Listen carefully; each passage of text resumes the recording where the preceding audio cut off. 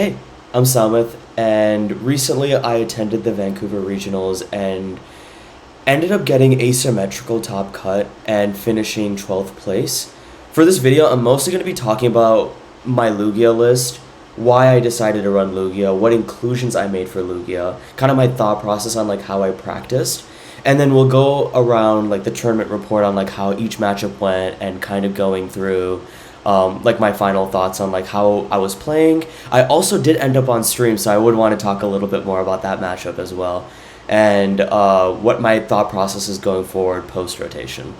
Yeah, so for the Lugia list that I ran, I ended up running this version. I'll show my image of this. It is a very standard list, by the way. But before I get into the list a little bit, I want to talk more about why I decided to play Lugia. As you guys know, in San Antonio about a month ago, I got a pretty good finish of top 8 with Snorlax, and I really wanted to give Snorlax one last ride because it really gave me a lot of championship points, and I wanted to give it like one last send-off. In my practice, I found that Snorlax was good, but I wanted to find a deck that would give me the best chance at winning the entire tournament. And so 2 weeks before, I kind of wanted to explore a little bit more what other decks I would want to check into. And then if I don't decide a deck by the end of that week, I would just lock in Snorlax and call it a day. And so a funny story is that my girlfriend thought that Chinchino was a little cute. And that kind of got me into the idea of Lugia. And I was thinking why Lugia did so bad at EUIC. And that's because people were teching for it with Temple of Sinnoh, and Miraidon was a huge deck that going into that tournament.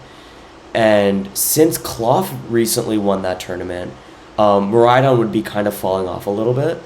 And since Lugia completely bombed in EUIC, I figured that most pro players would start cutting Temple of Sinnoh to make their deck a little bit more consistent, or kind of focusing on other matches that are a little bit more relevant. And I tested Lugia. It was pretty fine. The version that I tested initially was the same 59, with the exception of Wellspring Mask Ogerpon. And so my testing with this kind of went through going to TCG Live.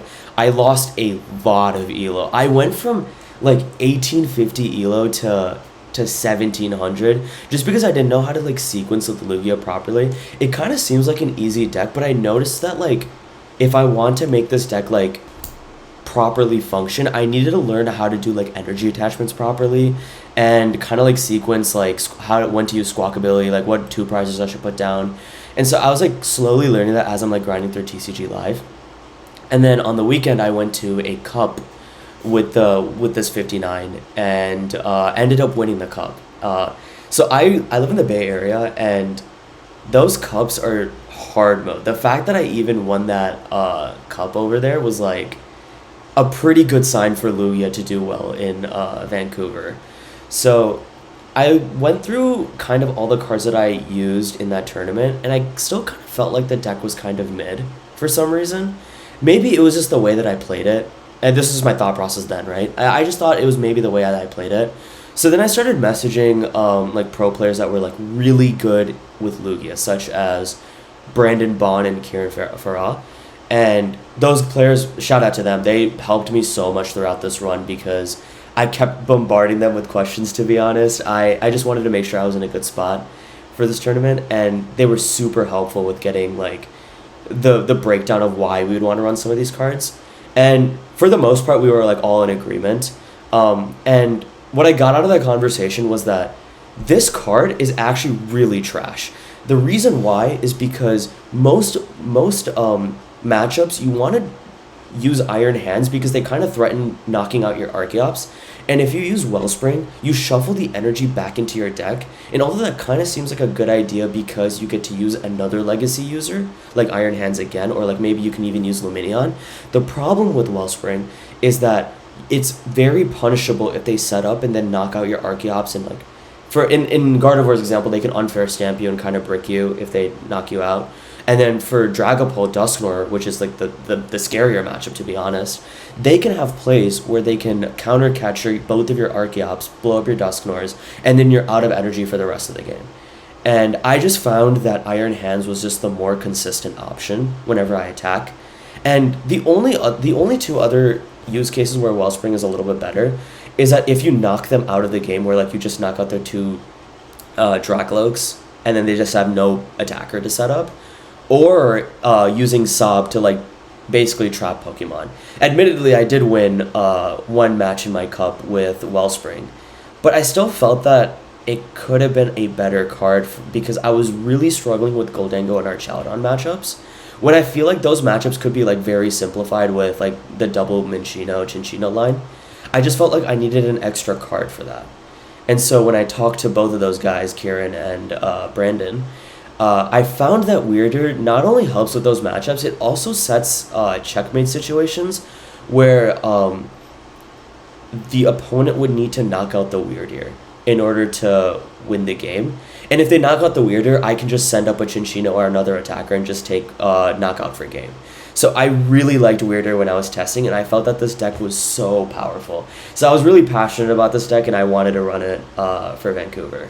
Some quick piloting things I want to talk about this deck in case if people are running it towards the end of March, because I know there's a couple of European regionals that are going to happen with this rotation, or with this format so far. I really like Squawkabilly. I think Squawkabilly is like a must-have for all Lugia decks because of Badulok.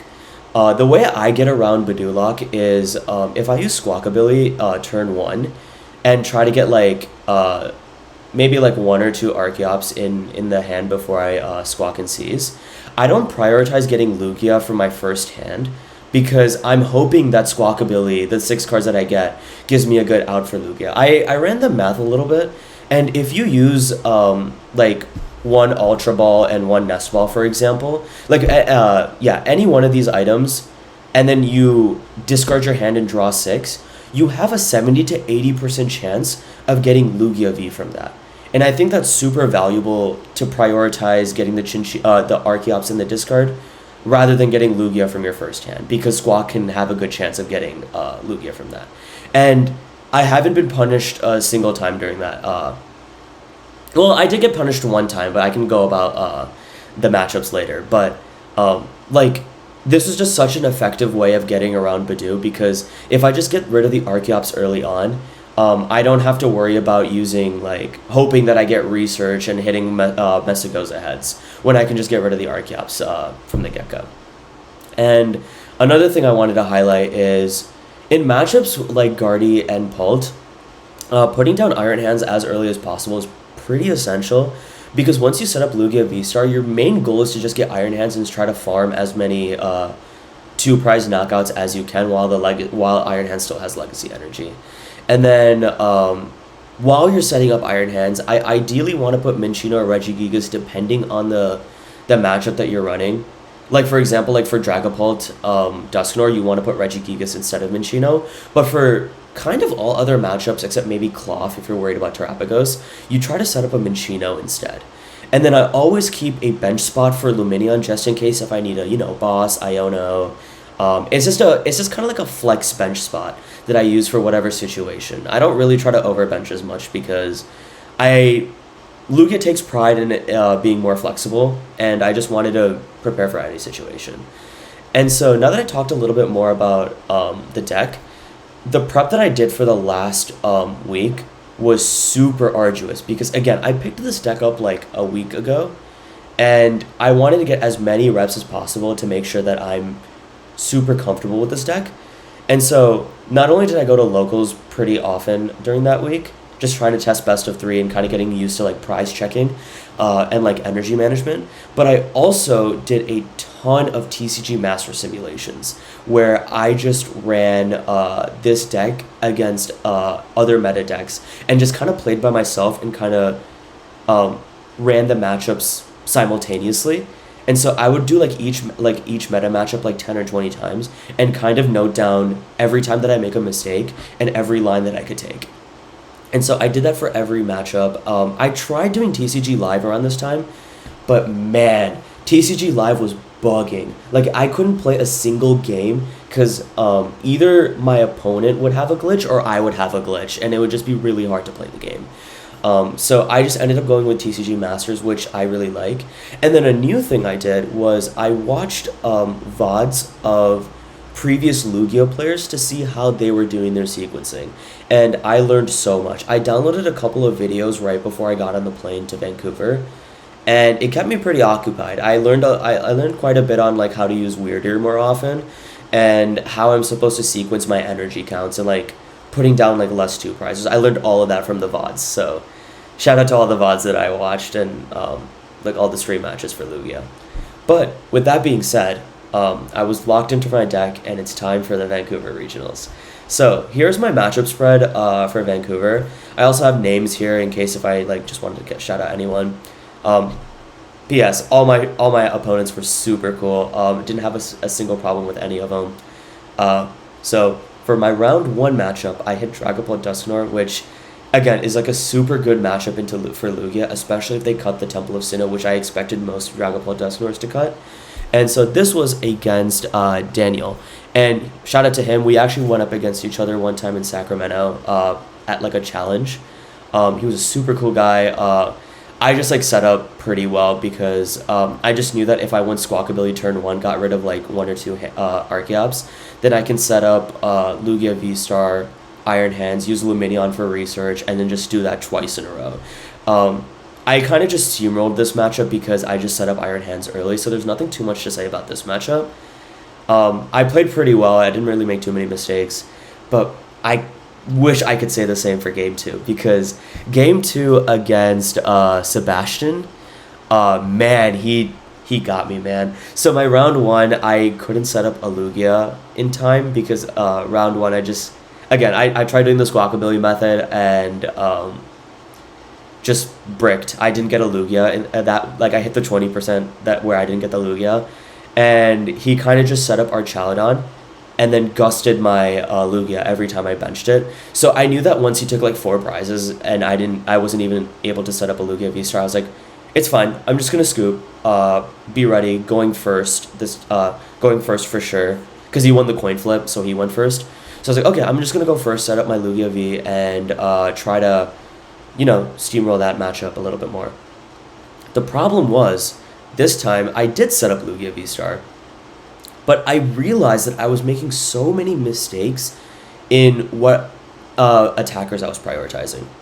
So he put an Iron Bundle in the front in round 2, and I set up a Iron Hands, which I think was the right play at the moment, because just getting 2 prizes off like a single prize was good, but I couldn't set up a Minccino properly. So when the Archaludon came out, he was trying to set up a Dialga in the back, and I was too fixated on the Archaludon in the active rather than the Origin Form Dialga in the back. So what I was thinking was like, okay, I'm just going to put up a Weirdeer and power it up and put so much energy to hit 300 damage. That was a mistake, because not only am I overextending with all my energies, I was using my energies wrong. I was spreading around so many single energies rather than the double turbo energies.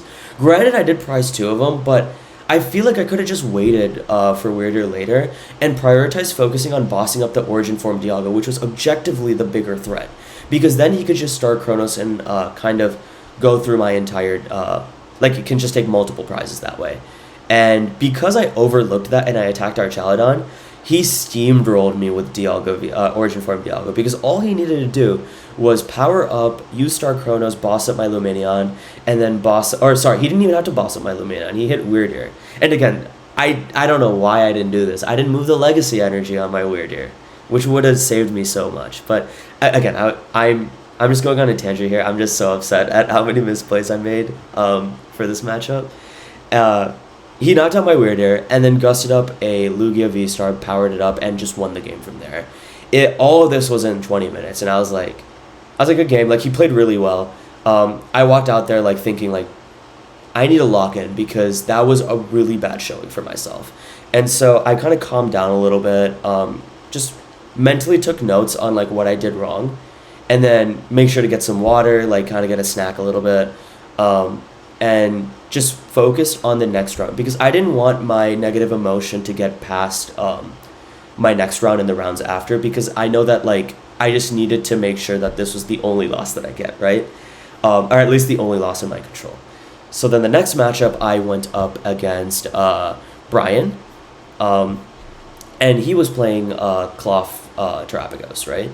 And this player like knew how to play Cloth, and I was just kind of figuring out like what I had to do, because Cloth is a favored matchup for me, but I wasn't setting up Lugia properly. Which, again, if I don't set up Lugia turn 1 in this matchup, it's fine because we have Gigas to kind of offset the price trade. As long as they don't have boss and you're like kind of like disrupting them a little bit. So game 1, I ended up setting like my Lugia V-Star turn 2 and kind of steamrolled him with using Lugia V-Star to knock out his stadium, because one thing he was doing was he was wasting his Area 0 underdepths. Either he would be playing it preemptively, or he would be discarding them with Ultra Ball, and I knew that that was really good for me because the only way that Terapagos can knock out my Lugia V-Star is if he has all 8 Pokemon on bench plus Poison plus Binding Mochi, right? And if I get rid of his Area 0s, his cap is 5, right? So I knew all of this going in, so I steamrolled him game 1. I didn't set up game 2, so he steamrolled me.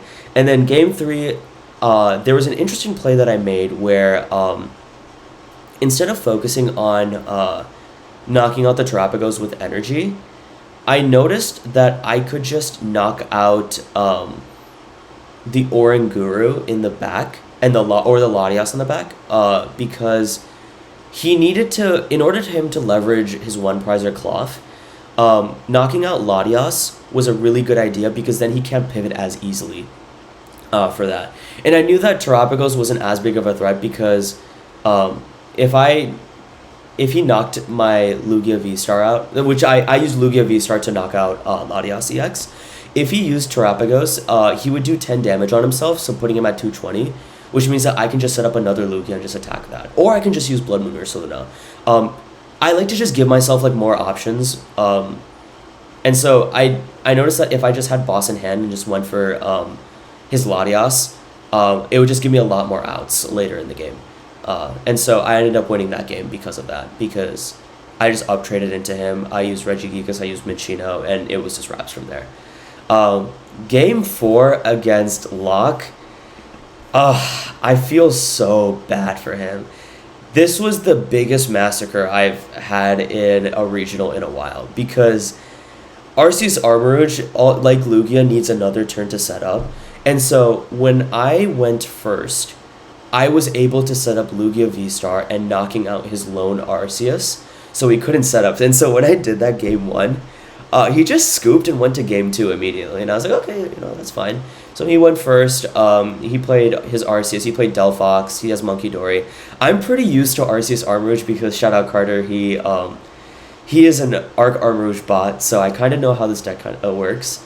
And so I'm setting up my board a little bit. I have Minccino in the back. I have not an Iron Hands. I just had like another Lugia set up just in case if he could knock me out later on. And plus, like, Lugia V-Star is still a great attacker because he can one-shot Delphox. And I was also prepping for a Lumineon V-attack, which I ended up using later in the game. But these are just like all things that I was thinking about when playing against Arc Armarouge. And I set up my Lugias. I hoped that he didn't get the nuts to knock out one of my Lugia V-Stars. Or sorry, one of my Lugias. And then he used Judge and didn't evolve Arceus. And I had like a fine hand. I had an Ultra Ball to get Lumineon, so I knew I can set up my Lugia V-Star properly from that. So next turn, I set up Lumineon. I put down Lumineon, grabbed Boss, evolved my Lugia, put a couple of energy on it, bossed up the Arceus, and it was back to... It was the same dance from round 1.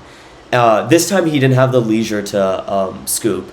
So he tried powering up a Delphox and trying to ping my Minccino so I couldn't attack later on. But by that point that I had 4 prizes, he took 1 prize, and so I can just use Lugia V-Star to knock out a Delphox.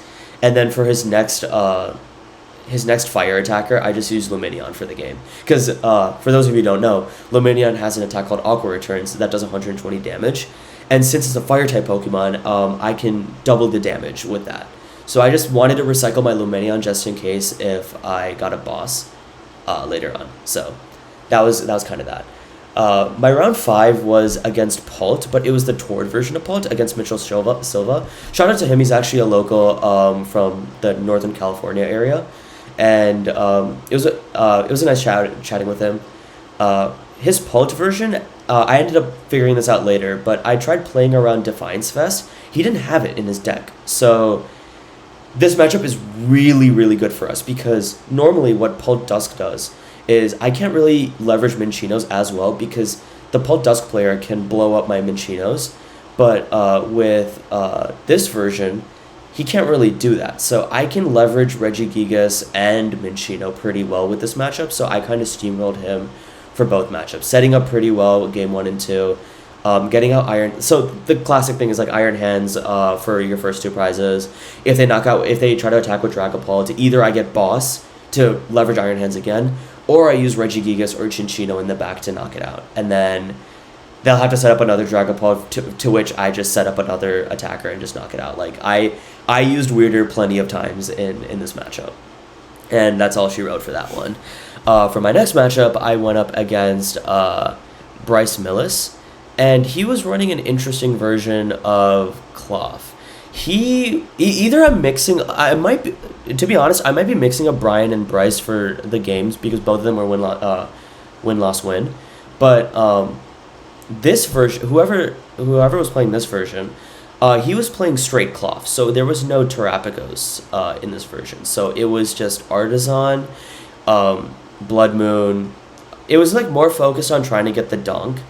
And kind of like more focused on like a little bit more consistent on like the Blood Moon attack or Monkey Dory attacks and stuff like that. So I was playing around Terrapagos a little bit more, so I kind of preemptively put down Regigigas, and that was pretty useless for game 1. I again set up Lugia, knocked out his Cloths. The good thing about this version is that I needed to leverage Lugia a little bit more because he can't one shot me unless if it's with Blood Moon. So knowing that, I should have just like used Lugia V-Star more. I learned this more in game 3, but I realized that for my game 2 loss, I just wasn't using Lugia as often. So in game 3, I just kept Ionoing him and just limiting my 2 prizers, just knocking out with Lugia V-Star while setting up my Chinchinos in the back for just 1 prize trades. And then towards the end, I would just set up an Iron Hands for the knockout. My round 7 was Derek, who was also a local. Shout out to him. I never met him until now, and he's such a chill guy. So can't wait to see him a little bit more. But Derek, he was telling me that this is the farthest that he went in the regional, like at a regional before. So shout out to his like crazy finish. But he was playing Gardevoir, which I tested Gardevoir a couple of times, but what it really came down to was whether or not I got Iron Hands turn 2, because good Gardevoir players can easily punish your setups when they set up Gardevoir EX, which I can explain in this game, right? So game 1, I did end up setting up Iron Hands turn 2, and I was like, okay, man, I'm gonna set on this man so well. I can just use Luminion for boss, and worst case with Guardy. Like, if they put Guardy EX and they just knock out my Machino for some reason, I could just set up Weird and just take another huge knockout. The problem with this is that he put down Spiritomb. And to be honest, I kind of expected Spiritomb, but I didn't think it was just going to come this early, or like earlier in the rounds. So I guess I wasn't as prepared as I thought I was to it, because I realized, like, oh, I can't really use Luminion anymore, or I can't use Weirder, so I should have set up a Minchino a little bit earlier, right? And so what I was doing to play around that was, instead of, like, leveraging Luminion, I kind of used, I put down a lone Regigigas, just in case if I needed to attack, like, a Screamtail or something. On top of Minchino, by the way, because I had an extra bench space and I can't really use Luminion anyway. So I used Regigigas there just in case if I needed to take a one-hit knockout, and 160 HP was like pretty useful. because then they would need so many resources to knock it out. But what I noticed about his setup game 1 was that he wasn't getting as much energy as he wanted to. So I would purposely, normally I'd want to save my bosses in case if he unfair scamps me, so that I have a better chance of drawing a boss. But I decided to play boss a little bit more aggressively by bossing around the Pokemon that had energy attached to it. Mostly because I wanted him to, just in case I wanted him to make a mistake. And he did game 1. He didn't promote the Pokemon with the energy, like he should have. So actually, let me clarify. So he had a Curlio with 2 energy, or like 1 energy, or a Monkey Dory with an energy attached to it. And what he should have done was promote Monkey Dory and retreat that energy into Gardevoir, but he actually didn't. And because of that, he wasn't able to attack with Guardy the next turn. And so I just bossed again and got another 2 prize knockout. And then from that, it's wraps. He just scooped. He scooped and we went to game 2 because I think we both knew that game was over. And Guardy versus Lugia matchups kind of go pretty long. So we kind of went to game 2 and I think he was playing a little bit more cautiously this time, just slowing down his pace, which makes sense because he didn't want to make another mistake.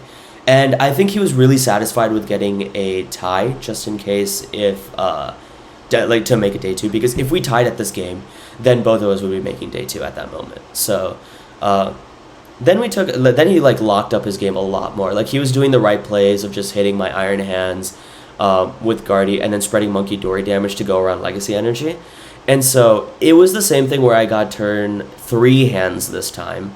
So he was able to set up his Guardies a little bit more, conserving his energies. And then he ended up unfair stamping me into 2 prize. So I got 2 prizes from Iron Hands because I just kept bossing. And then it was down to the last 3 cards, the last 2 cards in my hand. He Ionos me or unfair stamps me, I forgot which one, but he hand disrupts me and I had 2 cards in hand.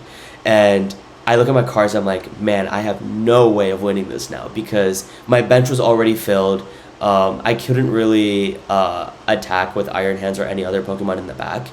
And I knew that he could just set me up with a Counter Catcher Lugia.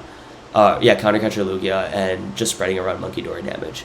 And so I draw my card and I got a boss's orders to just lock up that game. I only had 2 top deck moments. This was one of them. The other one was on stream, which I can explain later.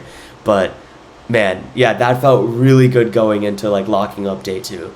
So then I was pretty happy about that match. And then going into round 8, I went up against Nathan Hargreaves. Shout out to him. He was a pretty cool guy to hang out with after the match that we had. And we're bantering a little bit, and then I flip over my Lugia, and he flips over Regidrago. I have not played a single game against Regidrago because I thought that no one in their right mind would play Regidrago in this format. And so I'm thinking about what I've seen in the past and what I think I would do.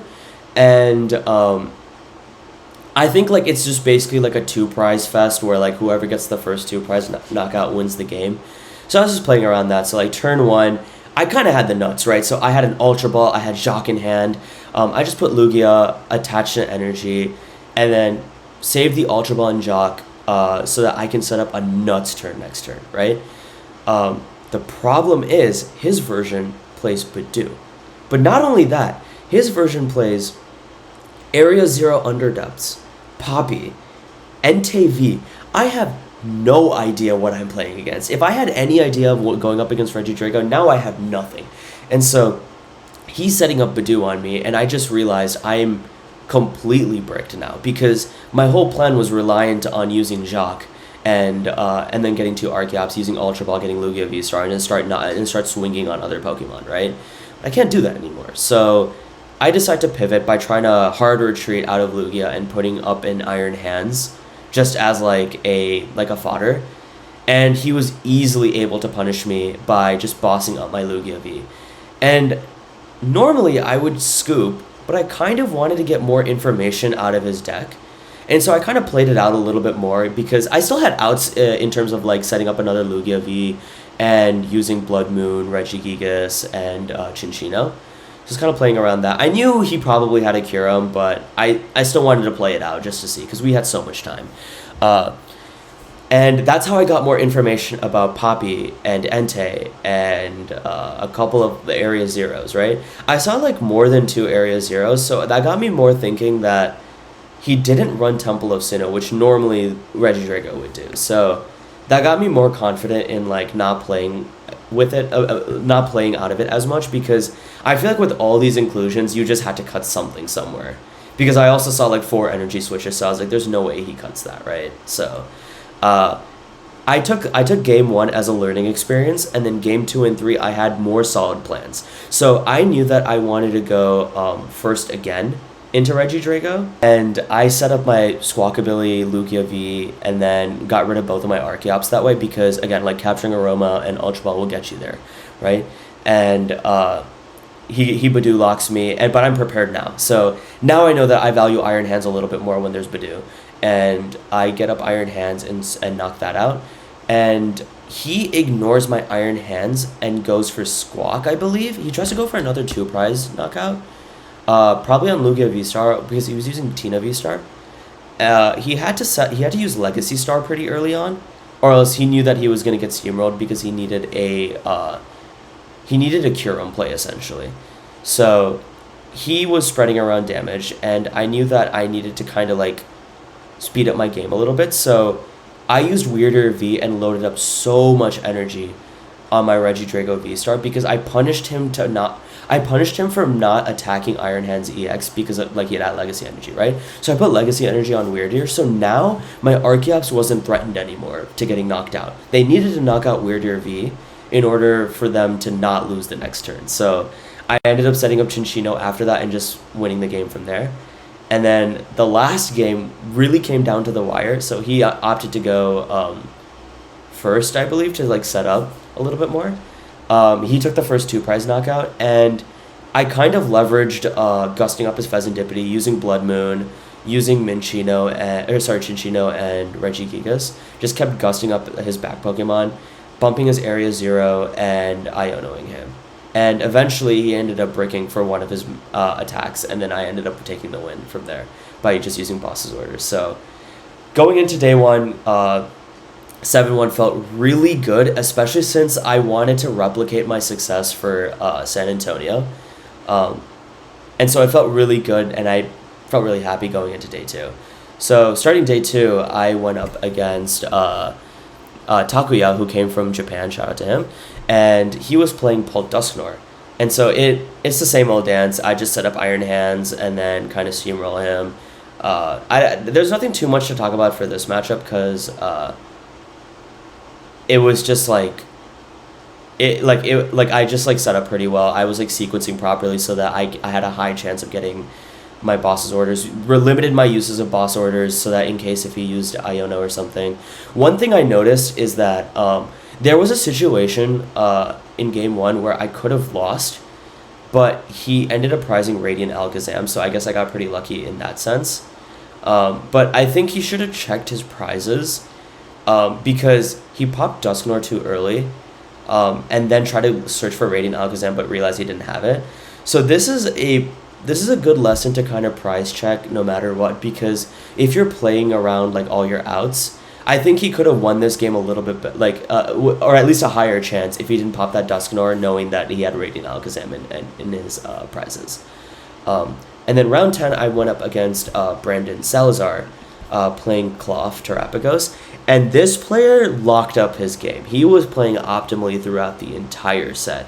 He wasn't wasting any Area Zeros. He was limiting his 2 prize benches. He was leveraging his Cloth and his Petra Run to do damage on me. Like, if I'm like sitting idly with my Lugia in the active, he would try to poison it with Pecharunt and kind of take some damage with that. He'd also leverage Badoo a little bit more, so I have a worse setup later on. So he was playing pretty optimally. So I had to like kind of think about like what I'm doing a little bit more, and it was kind of scarier too, because a lot of the announcers were kind of looking for their next stream candidate, I guess, because like, for those of you who don't know, a lot of the stream I guess like stream announcers or like stream cast, they would like go around and kind of see what players they want to showcase in their next stream round, like at the top tables. And so they were hovering over a lot of the games around me because I was on table 2 at this point, and I was getting kind of nervous because I was like, okay, I need to like play a little bit better, because I do want to get on stream. That was like a huge goal of mine this season, and I kind of just like took some deep breaths, kind of leveled myself a little bit more, and just played Regigigas a lot more. One play I was really proud of was in game 2. I ended up winning game 1 pretty convincingly because I just used Regigigas and Chinchino. But game 2 I didn't set up properly, like at all. Like he was able to knock out my lone Lugia V, or sorry, no, I had to put down 2 Lugias, and he was able to knock out one of them like turn 2, right? So he was up in the prize trade, and I had so many 2 prizes where he could just like boss for game every time. And so I had a interesting decision where whether or not I go for the Fezandipiti or Latias, because I needed to find a way to get rid of his consistency cards so that later in the game Iona could be more valid or like more useful.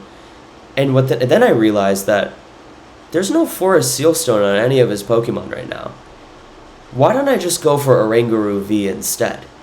And so I ended up going for I ended up gusting up the Oranguru V and attacking with Lugia V-Star. So now it was a lot harder for him to leverage his Forest Sealstone as often. Because if he did, then he would have to put down Lumineon, which means that Iron Hands can be used for a 3 prize knockout. So he was playing really optimally, so he can't use Lumineon anymore, or else he's gonna get screwed by prizing, right? So we ended up going back and forth on the 2 prizing, but again, he was in the lead, right? And I couldn't really leverage my Gigas or Chinchinos because both of them were prized. So I ended up leveraging Blood Moon and Lugia V-Star instead. I kept track of his area zeros. I noticed that he put 1 in his hand when he used Colress's Tenacity. And so I was like, okay, I need to use Lumineon like right now, and then just use it for Iono. And throughout the game, I was actually keeping my deck thin by just putting energy all around my board and using Ultra Ball to thin out bad cards in my deck, or using Capturing Aroma to put it in my hand so that when I Iono shuffle, I put it at the bottom of my deck. And made it a note so that I don't ever look at my deck again, because I know that the cards at the bottom of my deck from Iono were really bad. So I was just hoping that like I get a boss next turn and he doesn't have the cards necessary, because once I knocked out his Terapagos, he needed a lot of cards to start functioning, right? He needed a Boss's Orders. He needed a Blood Moon. He needed another card I can't think about off the top of my head.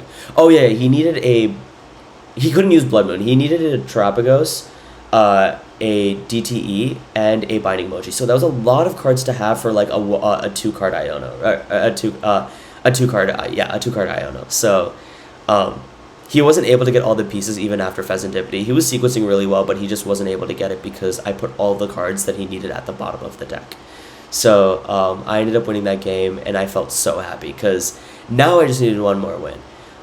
Going into round 11, I hit Andrew Hedrick, and I was like, okay, this is a good matchup. I knew he was playing Dragon Ball Dusknoir because he was like right next to me. And then I realized on the table that we were in, they said that we're going to be on stream. And I was so excited. I texted all my personal friends. I texted my girlfriend. I was like, dude, I'm going to be on stream. That's going to be so cool. The stream experience was sick. I just had to put my belongings in a locker, kind of get the rundown of like what the stream is like. I know a lot of people who've been on stream have mentioned that there's a lot of white noise. And yeah, there's so much white noise. Like I can't even hear my thoughts half the time when like going into the stream match. You can only hear Andrew and the judges. Shout out to Andrew. He was like a really nice guy. Cool opponent to go up against on stream. Maybe I'll go over a VOD review sometime about that, but I misplayed pretty like a lot. And I can talk about like that matchup a little bit more in another video because I'll just probably do a VOD review later. But we ended up tying. That was a fine case scenario. Like I was fine with the the tie because I can just ID the next round. And then round 12, I went up against Christian Labella. And it was like it was really nice because we both wanted to ID into ASIM top cut, because I was debating on going up against him because he was playing Reggie Drago, which, from what I understood, like he told me earlier in the day that he didn't want to go up against me because we were both like right next to each other when we're playing our matches. And so I was thinking like, okay, maybe he doesn't have Badu to like offset the game a little bit more, or he just like doesn't have the text for my deck, right? I was debating on playing him, but I thought the expected value was that if I won against him, then I was guaranteed top cut, guaranteed top 8, and I would walk away with $3,000 and a couple of points, right? But if I lost against him, there was a chance I bubbled out at top 32 or bubbled out at top 16. So I just didn't want to take the risk, and I just ID'd knowing that like my matchups were decent or decently fine based on what I expected to win for like the final tables. And so we ended up IDing, and it was now asymmetrical time. And I went up against Lucas Singh, and he was playing his version of Goldango. Shout out to him for getting second place, and also shout out to Hedrick for getting first place. Two great opponents that I played against in the last 2 rounds. But his version of Goldango, I didn't know any cards, and I just assumed that he was running the same EUIC list. So I was pretty confident because I was practicing against that Goldango version, and found that like I was winning like 60-65% of the time. And so again, it was like similar to how I played with Reggie Drago. I had a Luminion in hand, so I knew that I could just research later in the game, or after turn 1, to get rid of all my Archeops and set up Lugia V-Star. So I was pretty excited. I was going to have a crazy turn. And then this dude put Spirit Tomb and ruined all my plans. Because I didn't know he was playing Spirit Tomb, my plan like completely went down the drain. I couldn't set up a lot of my Pokemon, and he knocked out my lone Lugia V. And then I really couldn't like do too much. I tried going 1 Archeops, like for both games, and I just couldn't like really set up my game plan that well because I just wasn't getting any of my Archeops in my discard. It was kind of a bummer way to go out because I wasn't really like my deck wasn't functioning as well. But I just think regardless, like Lucas played really well. He didn't give me any outs, so I can't really complain too much about that because at least it wasn't like my play that was bad. It was just that I just didn't draw the cards, which I was like fine with. It's a game of like Pokemon is a game of variance, so I know that like sometimes the games don't go your way, but I'm so very happy for getting 12th place finally. And just getting back-to-back top cuts made me like really happy. I got a lot of love from my Michigan and Bay Area folks, so shout out to them.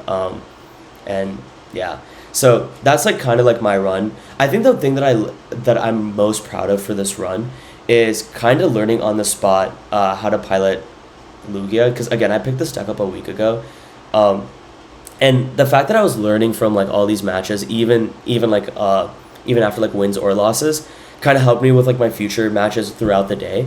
And the thing that I'm most proud about was leveraging solo Archeops when I knew that I was in a bad position.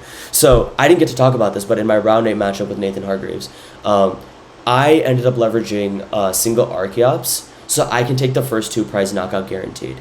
I knew that if I had single Archeops, I can just use Lugia V-Star to just like go through the entire game. So he would have to either knock out Archeops or Lugia. And so if he knocked out Lugia, I could just set up Regigigas or Blood Moon, and then vice versa. And so I was really proud about figuring out when to use solo Archeops for most of my matches. And every single time that I went solo Archeops, with the exception of Lucas Singh, or my asymmetrical round, I was able to win that game. So I was pretty happy with my level of play, with the exception of my round 2, because I was so bad. Yeah, going forward, I think Lugia is a good deck to use for like the rest of the regionals. I think people would put Lugia text back in. So if they start putting Temple of Sinnohs in, maybe just stray away from this deck a little bit more. If Miraidon pops off a little bit more, then yeah, maybe don't put that back in. But yeah, I just think that I hit like fine matchups. I just thought like some of the matchups were a little janky. Like I just didn't know what to do against this matchup. more specifically, or like how to deal with like Spiritomb as well. But I think I persevered a little bit, so that was like nice. And then the biggest thing was that I ended up getting 840 points in total now. So that puts me at my fifth regional finish, because this is my fifth major event. I didn't go to any ICs this year, but I'm excited to go to Milwaukee NAIC and most likely Portland. But right now I'm at ring 31st with 840 points, and I can't be more happy. I just hope that I continue this momentum a little bit more and hopefully get like, just a little bit higher. I hope that I get another top cut finish later on, and hopefully just win a regional, because I just want to keep improving my game a little bit more and set myself up as well for Worlds. So that kind of concludes my my rant about Lugia, my matchups in Vancouver. I hope you guys enjoy this video. I'm planning to make more videos like this to just give more informative like takes on like maybe like the decks that I want to run or how I'm doing in like tournaments. Yeah, I hope you enjoy. I'm going to be making more videos like this. I'll also have a VOD review on the time that I went on stream, so I can kind of break down the plays that I did well and the plays that I misplayed and why I didn't put missed energies in game 2. Spoiler alerts, because I prized 2 of them and I discarded 1 of them, but I would love to talk about that more in another video. But for now, I'm just going to rest up a little bit. Just came back from Vancouver. I hope you all have a good day, and I hope you'll see more of me. Have a good one.